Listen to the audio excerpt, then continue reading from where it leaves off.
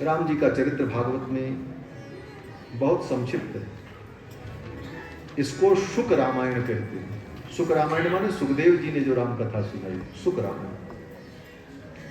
कथा का क्रम तो वही है जो क्रम रामायण में है, बस एक चीज का अंतर है। रामायण के अनुसार भगवान ने 11,000 वर्ष राज्य किया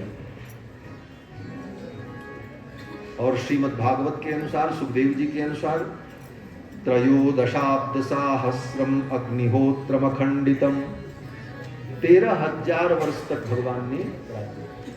कितना अंतर है। बाकी सब कथा वही है।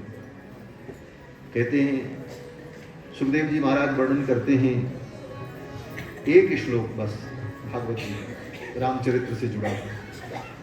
गुर्वर्थे त्यक्त राज्यम, यहीं से राम जी का चरित्र शुरू होता है। अपने पिता के लिए, अपने पूजनीय जनों के वचन का पालन करने के लिए राम जी ने राज्य को त्याग दिया। गुर्वर्थे त्यक्त राज्यो व्यचरद अनुवनम पद्म पद्भ्याम प्रियाया, नंगे पांव भगवान वन वन में विचरण करते। कैसे चरणों से? कहते प्रियायाह पाणि स्पर्शा क्षमाभ्याम। ये भगवान के चरणों की विशेषता है। भगवान के चरण कैसे हैं? बोले प्रियायाह, श्री सीता जी, श्री लक्ष्मी जी के कर कमल से स्पर्श करने के योग्य नहीं।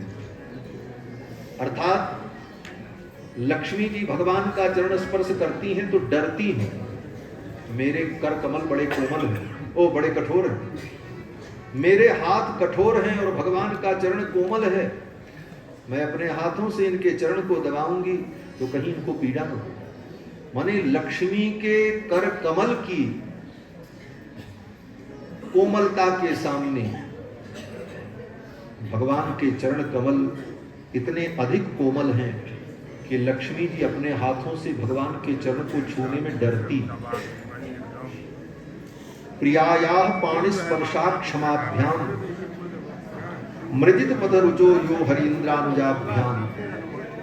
और ऐसे भगवान अपने उन कोमल चरणों से वन वन में भटक रहे हैं। भगवान के चरण की इस विशेषता का वर्णन किया।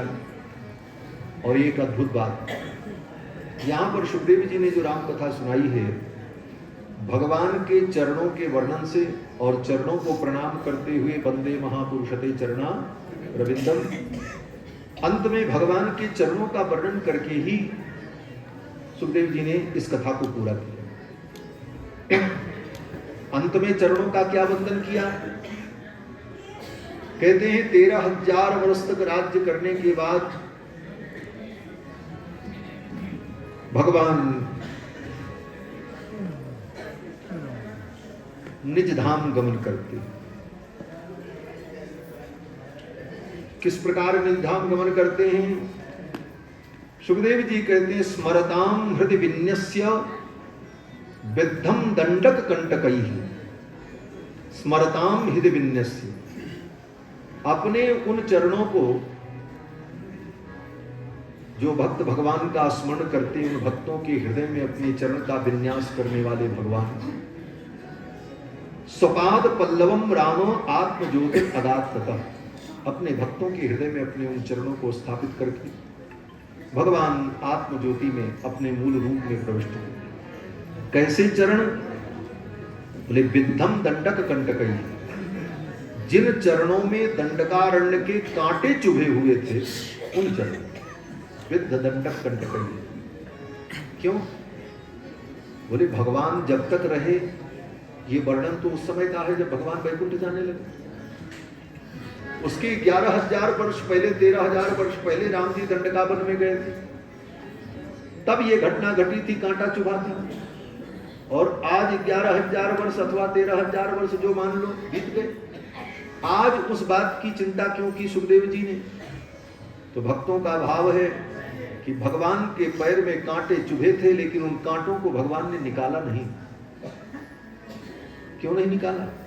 बोले जब कांटों को निकालने लगे तो वो कांटे बोल पड़े। बोले महाराज,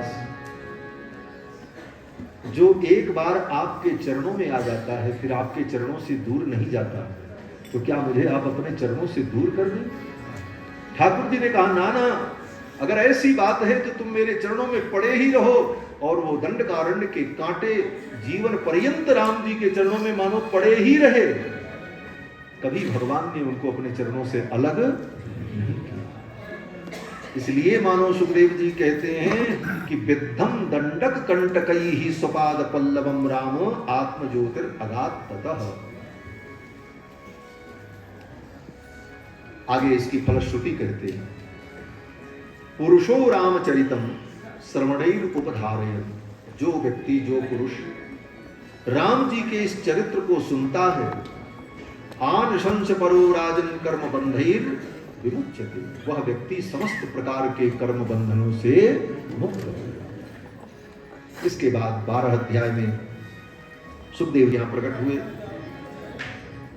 कंस के कारागार में प्रकट हुए, रातों रात गोकुल चले गए, 10 वर्ष वृंदावन में रहे, मथुरा में आकर के कंस को मारा, फिर द्वारिकापुरी बसाई, महाभारत युद्ध में पांडव का पक्ष लेकर के दुष्टों का संहार कराया और 125 वर्ष तक धरामंडल पर विराजमान रहे।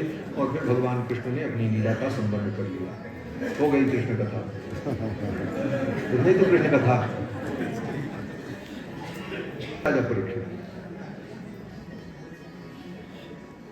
राजा परीक्षित ने कहा, महाराज ये वंश का विस्तार तो आपने खुद सुनाया, कथितो वंश विस्तारो भवता सोम सूर्य, लेकिन जिन भगवान कृष्ण का चरित्र सुनने के लिए हम बैठे थे उनके चरित्र को इतने संक्षेप में आपने सुनाया,